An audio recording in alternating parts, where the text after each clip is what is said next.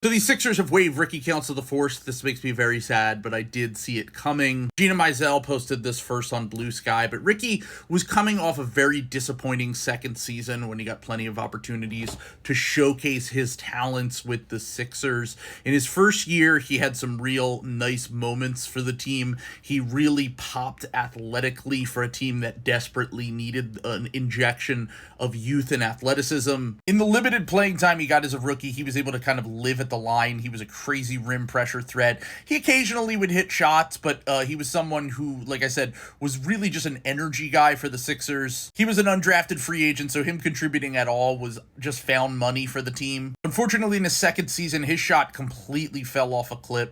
His percentages across the board dipped as a scorer, and he wasn't able to develop the other parts of his game necessary to stay on the floor. The positives in Ricky's game are that he's a crazy rim pressure threat. He's someone who has some passing flashes, at least on the ball. He can tend to derail possessions when he's trying to make connective passes. He often doesn't make the best decisions, but he genuinely is one of my favorite players to watch when he's cooking. The decision making is not great on either side of the court, but in a wing desperate league, I do wonder if someone takes a flyer on him and tries to fix his shot and turn him into more of a play finishing wing. Funny enough, the closest comparison I think I could make to Ricky of current players in the NBA is actually Kelly Oubre, who's on the Sixers, where the decision-making isn't great, the shot is super streaky, but the athleticism, the rim pressure, and the occasional energy on defense can maybe keep him on a team or a roster.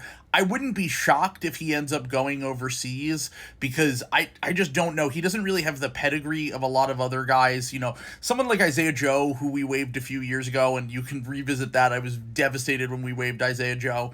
He at least had the pedigree of being one of the greatest college shooters of all time. Ricky might just ultimately be a player who's too good for the G League, not quite good enough for the NBA, but if there is a team out there that is looking for, you know, a swing on a wing, a 2-3 that might be able to have some untapped upside as potentially like a bench contributor in the future, it's possible. If he gets to the right team and they can fix his shot, he might be able to affect the game, but until he is at least an average to above average shooter, I just don't really think that he does enough else to kind of warrant a rotation spot in the modern NBA. And the Sixers are getting younger this offseason. I know everyone's going to complain about the Eric Gordon and Kyle Lowry signings. I get it. But the Sixers have 9 players 25 or under if you count Jabari Walker, who they have on a two-way. And they are loaded at the 2 spot, which is where Ricky's probably going to play. I think the thought process here is that Ricky was never going to get a chance to play for this team, and Eric Gordon and Kyle Lowry also won't play for this team, but at least they'll be good locker room vets.